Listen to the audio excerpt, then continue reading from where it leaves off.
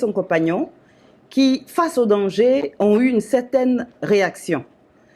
Face au danger, ils n'ont pas paniqué. Face au danger, ils n'ont pas pleuré, mais ils ont agi d'une certaine manière.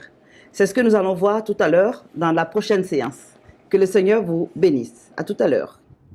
Chers auditeurs d'Eden Show, nous sommes de retour sur notre plateau pour la deuxième partie de ce message.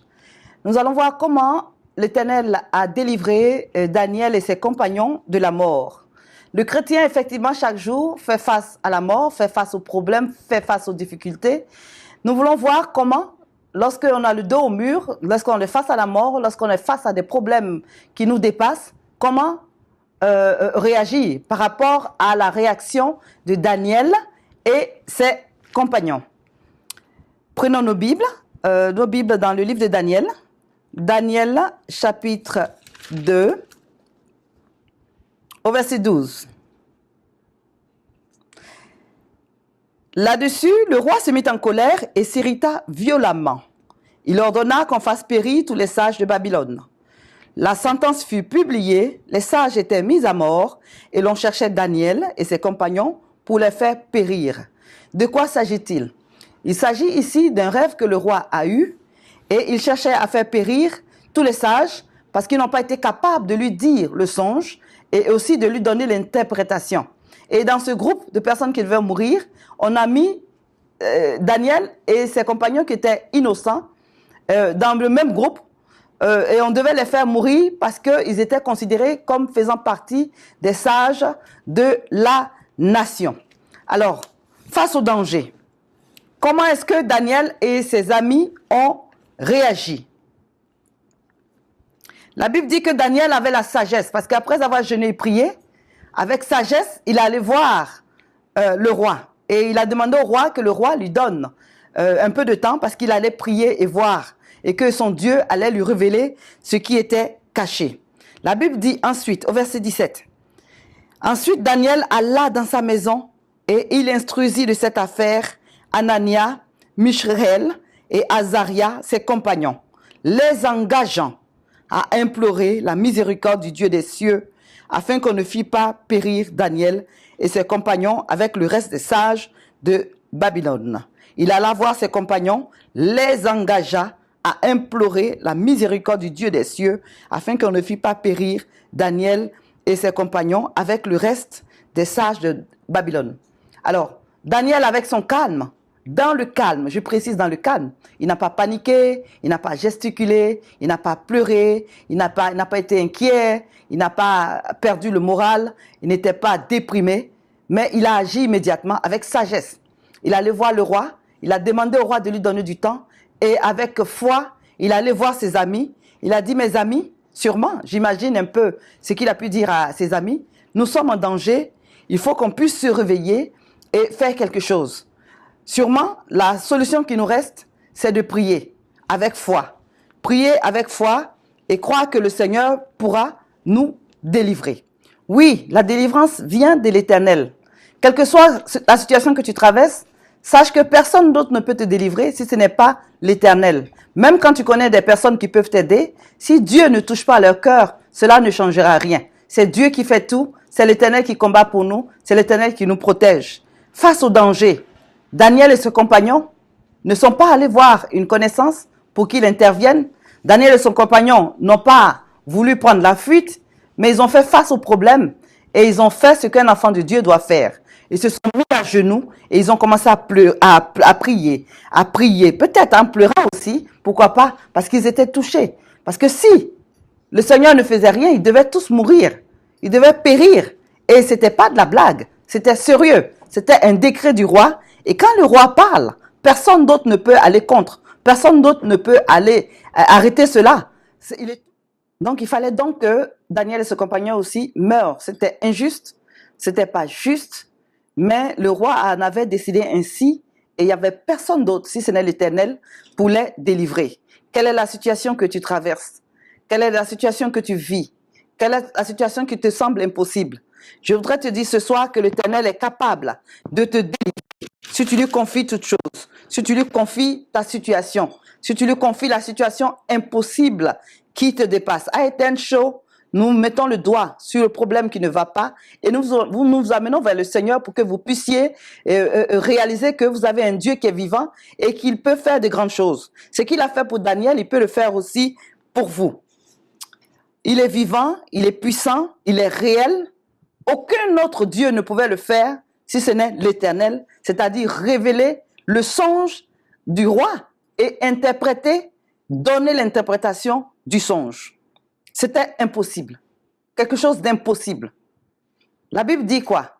Car aux hommes cela est impossible, mais à Dieu tout est possible. Et voilà encore une preuve qui nous montre que avec Dieu tout est possible. Tout est possible. Tout ce qui dépasse l'entendement de l'homme est possible. Tout ce que tu espères, si tu crois réellement au Seigneur, si tu fléchis les genoux, si tu cries à lui, si tu pries comme Daniel et ses compagnons ont prié, il va se révéler à toi. Au verset 19. Alors le secret fut révélé à Daniel dans une vision pendant la nuit. Alléluia! Alléluia! Gloire à Dieu!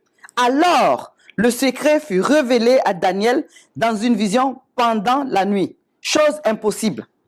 Et Daniel bénit le roi des rois, bénit le Dieu des cieux. Daniel le bénit.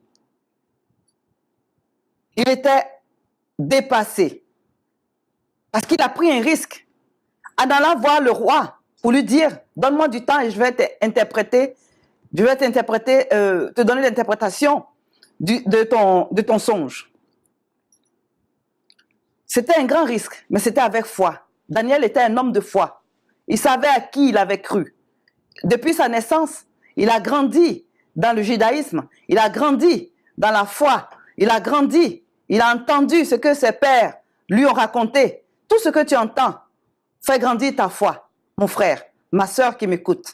Tout ce que tu entends comme bonne parole de l'évangile te fait du bien et cela produit des effets. Mais ça dépend de comment tu vas prendre cela. Comment est-ce que tu vas agir quand tu es devant un problème? Daniel, dans la difficulté, s'est souvenu que le Seigneur avait ouvert la mer Rouge pour faire sortir ses arrières grands-parents. Et il a vu comment Dieu leur a donné la sagesse et comment Dieu les a établis dans un pays étranger, comme des dirigeants, des personnes d'autorité.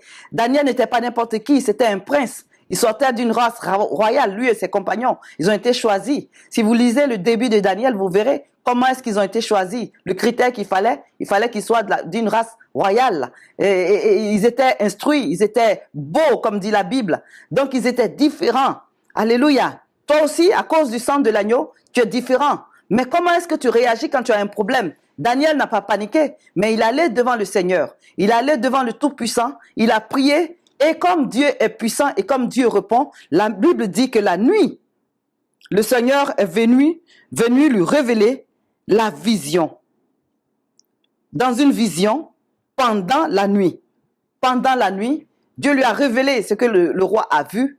Dieu lui a révélé le songe, le rêve du roi. Et Dieu lui a même donné l'interprétation. Daniel avait déjà même le don d'interprétation des songes et des rêves. Mais là, il n'avait pas encore atteint le niveau où il pouvait aller jusqu'à voir ce que l'homme a vu. Chose, c'est impossible si ce n'est pas la grâce et la puissance et l'aide de Dieu.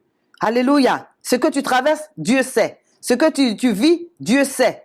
Si tu lui confies comme il faut, Dieu le fera. Et j'ai aimé ici, quand Daniel allait voir ses compagnons, c'est-à-dire qu'ils se sont unis pour prier. Il a cherché des partenaires de prière et ensemble ils ont prié. Et Dieu a agi. Je bénis mon Dieu parce qu'il est vivant. Il n'abandonne jamais ses enfants. Il écoute nos prières. Dieu écoute tes prières. Dieu a vu tes pleurs. Dieu a vu ta situation de manque. Dieu a vu ta situation de difficulté. Dieu a vu ta situation de persécuté. Dieu a vu ta situation d'incompris. Dieu a vu ta situation de veuve. Dieu a vu ta situation de femme abandonnée. Dieu a vu ta situation de mère seule. Dieu a vu ta situation dans le chômage. Dieu a vu ta situation dans la maladie. Tout ce que Dieu te demande, c'est que tu puisses avoir foi, comme Daniel et ses compagnons, et prier. Si tu pries, il va se révéler à toi, d'un cœur sincère, d'un cœur pur. Si tu marches comme Dieu veut que tu marches, si tu pries, il va t'exaucer. Oui, l'Éternel va t'exaucer. Parce que la Bible dit que quand nous croyons en lui, il répond. Et quand nous crions avec foi, surtout, il entend. Ce n'est pas facile, je sais. Ce n'est pas facile à vivre, mais c'est possible avec l'aide du Saint-Esprit. Ce n'est pas facile, mais c'est possible avec la force du Seigneur. Le Seigneur ne va jamais donner un cas difficile à un enfant, à un de ses enfants qui ne pourrait pas supporter. Si Dieu permet que tu traverses cette situation, c'est parce qu'il sait que tu as la capacité de supporter et je suis sûr que tu sortiras vainqueur de cette situation. Essaie de regarder un peu derrière, là où tu es passé, ce que tu as vécu comme situation et comment Dieu t'a sorti de ça. Alors souviens-toi de ça et sois ferme aujourd'hui. Sois sûr que si tu pries sincèrement, selon que le Seigneur te demande, il va aussi t'exaucer, il ne va pas t'abandonner. Il est fidèle, il ne ment point. Il est réel, il écoute, il entend. Alléluia. Dans le psaume 118, au verset 5,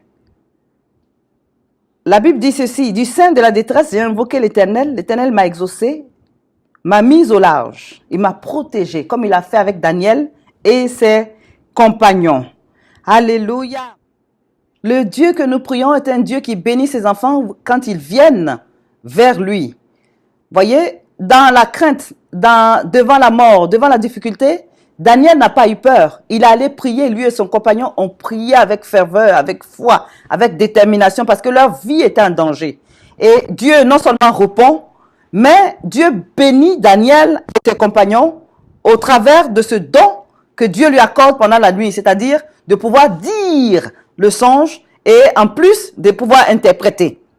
Au verset, toujours dans le chapitre 2, au verset 48, la Bible dit ceci. Ensuite, le roi éleva Daniel et lui fit de nombreux et riches présents.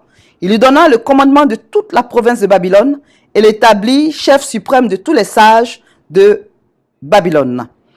Daniel pria le roi de remettre l'intendance de la province de Babylone à Shadrach, Meshach et Abednego. Et Daniel était à la cour du roi. Alléluia. Non seulement le Seigneur a sauvé Daniel et ses amis, mais il les a élevés, il les a sortis de la mort, ils ont échappé à la mort, mais ils ont été bénis. Vous savez, on ne prie pas en vain, on ne prie pas, chaque prière que tu as à voir vers le Seigneur, cela est enregistré dans le ciel. Donc je t'encourage à prier avec foi et à ne pas être abattu, à ne pas être découragé et surtout à croire que ta prière aura forcément un effet. Avec le Seigneur, on ne prie pas en vain.